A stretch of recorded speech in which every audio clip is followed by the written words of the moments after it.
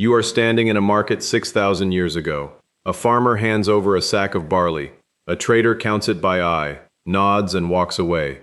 Nothing is written down. Nothing needs to be. Tomorrow the farmer will remember what he delivered. The trader will remember what he owes. Everyone in this transaction knows everyone else's face, everyone else's reputation, everyone else's debts. For roughly 95% of the time modern humans have existed, that was enough. No contracts, no ledgers, no letters, no signs. Just memory, passed mouth to mouth, generation to generation, and gone the moment the last person who remembered it died.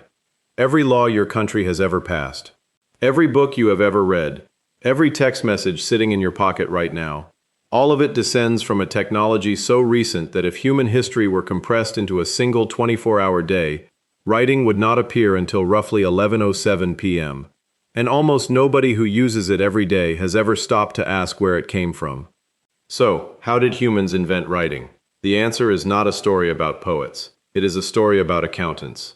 Let's start with what came before. Because before there was writing, there was a problem writing did not yet exist to solve. For most of human history, memory was the only database anyone had. Anthropologist Jack Goody, working at Cambridge, spent decades studying oral cultures that had never developed writing systems, publishing his findings in a 1963 paper in Comparative Studies in Society and History, and later in his 1977 book, The Domestication of the Savage Mind. Goody's central observation was simple and unsettling. In a purely oral society, knowledge only exists as long as someone is alive to say it out loud. There is no way to check a claim against a fixed record. There is no way to prove what was agreed to last year. Every dispute about the past is really just a dispute about who remembers it better and who is more persuasive right now. That worked fine for small bands. It stopped working the moment humans started producing more than they could carry in their heads. Think about what that means for the invention of writing. A hunter-gatherer band of 30 people can track who owes what through gossip and memory alone. A village of 2,000 people storing surplus grain cannot. Somewhere between those two numbers, human society crossed a line where memory, no matter how sharp, was no longer a reliable filing system. And the first people to hit that wall were not poets. They were farmers with too much wheat. Around 8000 BC across the Fertile Crescent, people started making small clay objects. Cones, spheres, discs, cylinders, each shape representing a specific quantity of a specific good. One cone might mean one measure of grain. One sphere might mean one jar of oil. Archaeologist Denise Schmant-Besserat spent over 20 years cataloging these objects from excavations across the Near East, publishing her conclusions in her landmark 1992 book, Before Writing. Her argument reshaped how historians understood the origin of the written word. These were not toys. They were not decorations. They were tokens, portable, physical units of accounting that let a person represent a transaction without needing to remember it. You did not need a good memory anymore. You needed a bag of clay shapes. But tokens have a flaw. They are loose. They can be lost, stolen, or swapped.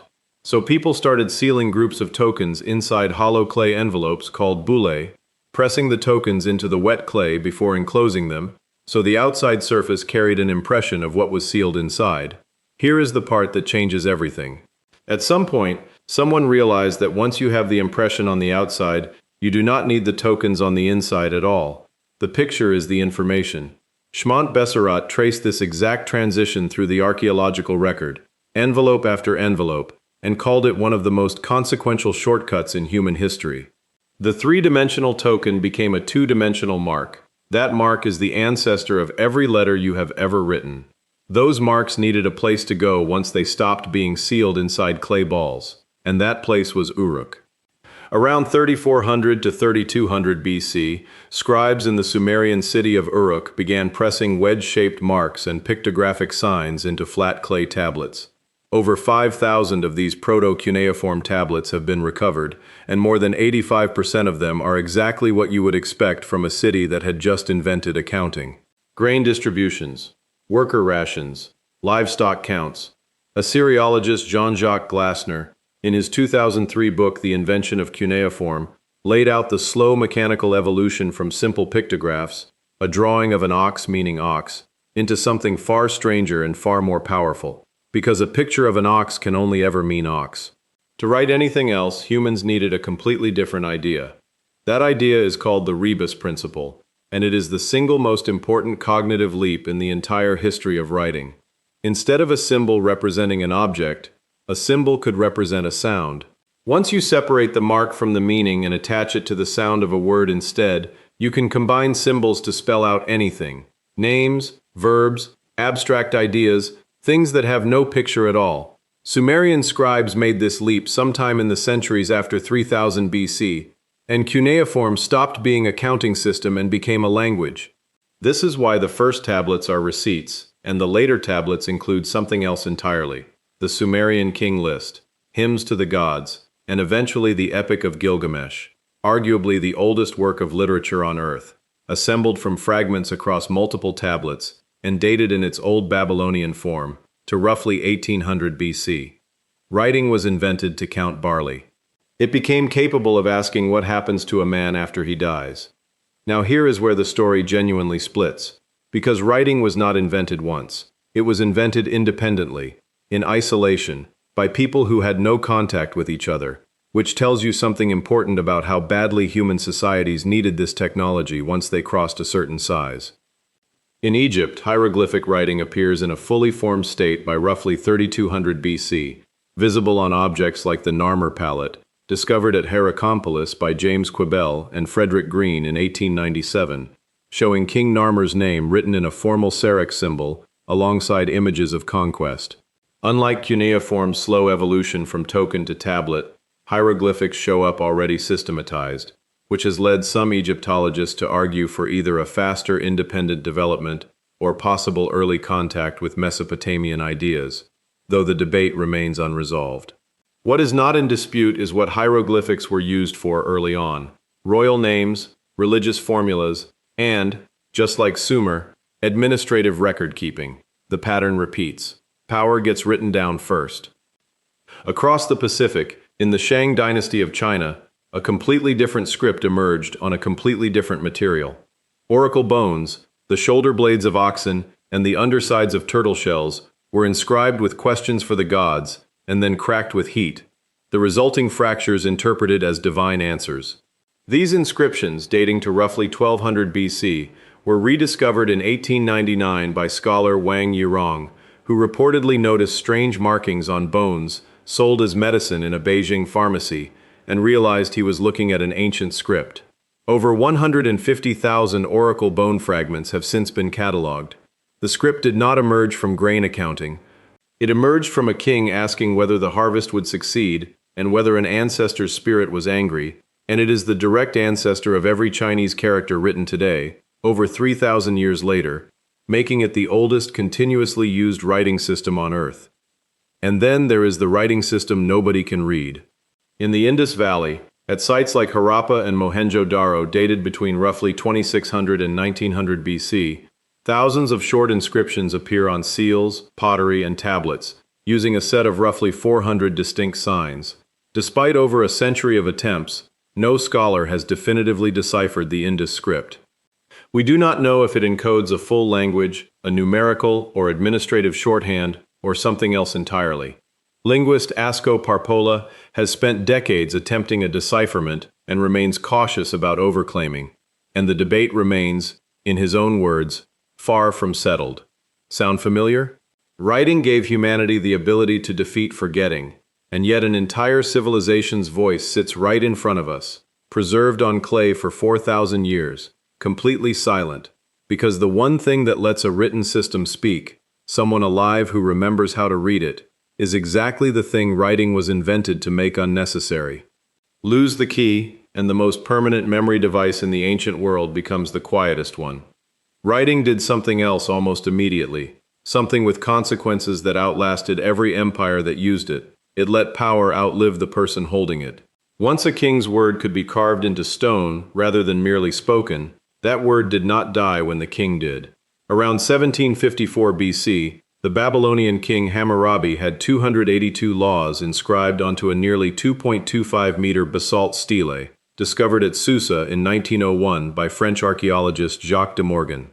The code was not the first law code. Earlier fragments exist from Ur-Nammu around 2100 BC, but Hammurabi's stele is complete enough to read almost start to finish, and its opening lines claim the laws were handed down directly by the god Shamash. Before writing, a law was only as strong as the memory and authority of whoever spoke it out loud. After writing, a law was permanent, portable, and, crucially, the same for everyone who read it, whether the king was alive, traveling, or dead. That is not a small shift. That is the moment law stopped being a person and became a document. But cuneiform and hieroglyphics had a problem that would take almost 2,000 years to solve. They were brutally hard to learn. Cuneiform required memorizing hundreds of wedge combinations. Egyptian scribes trained for years in dedicated schools. Literacy was not a general skill, it was a caste. And that changed on the eastern shore of the Mediterranean, where a group of Semitic-speaking traders known as the Phoenicians did something radical around 1050 BC. They stripped writing down to its bones. 22 symbols, each representing a single consonant sound. No pictures, no hundreds of signs to memorize. A trader could learn to read and write in weeks instead of years, and traders, spreading along Mediterranean shipping routes, spread the alphabet with them. Around 800 BC, Greek scribes adopted the Phoenician system and added something it lacked: vowels. That single addition, credited broadly to early Greek adopters rather than one inventor, turned a consonant-only trading shorthand into a script flexible enough to write philosophy, drama, and epic poetry. Every alphabet used on Earth today, Latin, Cyrillic, Arabic, Hebrew, traces its lineage back through that Phoenician-Greek transformation. Writing was democratized the moment someone realized fewer symbols mattered more than prettier ones. Once writing became learnable rather than inherited, it stopped being a tool only for kings and accountants and became something else, a place to put a civilization's memory on purpose. Around 283 BC, under Ptolemy I in Alexandria, Egypt, a library was founded with the explicit goal of collecting a copy of every book in the known world. Ancient estimates, likely exaggerated but telling in their ambition, claimed it held hundreds of thousands of scrolls. For the first time, a society was not just recording transactions or laws. It was trying to build an external, permanent brain for an entire culture, one that would outlive every person who ever walked through its halls. That impulse, to write things down so they cannot be lost when memory fails, is the same impulse that put clay tokens in a Sumerian merchant's pocket 5,000 years earlier. The scale changed, the instinct never did. For nearly 3,000 years after the alphabet, writing itself remained a bottleneck, because every single copy of every book had to be made by a human hand. That bottleneck broke in the German city of Mainz sometime around 1440, when Johannes Gutenberg developed a printing press using movable metal type, letting a single arrangement of letters be reused to stamp out page after identical page. Before Gutenberg, a book was a rare, hand-copied object that might take a monk a year to produce. After Gutenberg, the same page could be reproduced hundreds of times in a day. Historian Elizabeth Eisenstein, in her 1979 book The Printing Press as an Agent of Change, argued that this was not simply a faster way to make the same thing. It restructured how knowledge itself moved through society, turning writing from a scarce, controlled resource into something that could spread faster than any single authority could contain. The rebus principle let a symbol mean a sound. The printing press let a sentence written once reach 1,000 strangers at the same time. Different centuries, same underlying goal. Make an idea survive without needing a living memory to carry it. So here's the answer.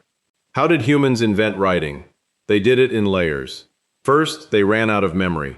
Small groups could track debts by reputation and gossip, but surplus grain and growing settlements created transactions too numerous and too important to leave to human recall. Then they invented tokens, small clay shapes that let a physical object stand in for a quantity, freeing information from the fragile confines of a single mind.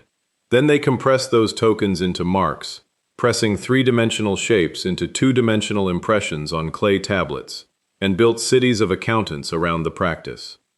Then they made the leap that changed everything, separating the symbol from the object and attaching it instead to a sound, the rebus principle, which turned a counting system into a language capable of recording anything a human voice could say. Then, independently, in Egypt, in China, and possibly in the Indus Valley, other humans hit the exact same wall and built the exact same kind of ladder to climb over it. each civilization inventing its own permanent memory from scratch. Then they used that permanent memory to freeze power into law, carving Hammurabi's code into basalt so that authority could outlive the man who held it. Then they stripped the whole system down to 22 sounds and handed it to traders instead of priests, and an alphabet spread faster than any empire ever had. Then they built a library meant to hold everything anyone had ever written, and then, 1800 years later, they built a machine that could copy a single page 1,000 times before sunset. Was this inevitable? Almost certainly. Give any sufficiently large, sufficiently settled population enough surplus and enough transactions to track, and something functionally identical to writing was going to emerge, the way it emerged separately in Sumer, in Egypt, in China, and possibly along the Indus. The specific shapes of the letters, the specific direction the script runs, the specific material, clay, papyrus, bone, paper, those were accidents of geography and available resources. But the underlying idea that a mark on a surface can carry a thought across distance and across time, without a living person to speak it, was coming no matter what, because the alternative was a civilization that could never grow larger than what one person could remember. Linguist Walter Ong, in his 1982 book Orality and Literacy, argued that writing did not simply record thought, it restructured it, letting humans build arguments too long to hold entirely in memory, revise a sentence before anyone hears it, and separate a claim from the person making it so it can be examined on its own. A spoken argument dies with the breath that carries it. A written one waits. Ong's larger point was unsettling in its simplicity. Once a culture starts writing, it starts thinking differently, because thought no longer has to fit inside a single skull to survive. Right now, you are doing the thing this entire story is about. Marks on a screen, made by no living voice, are passing an idea directly into your head across a distance neither of us controls, and a time gap neither of us can see.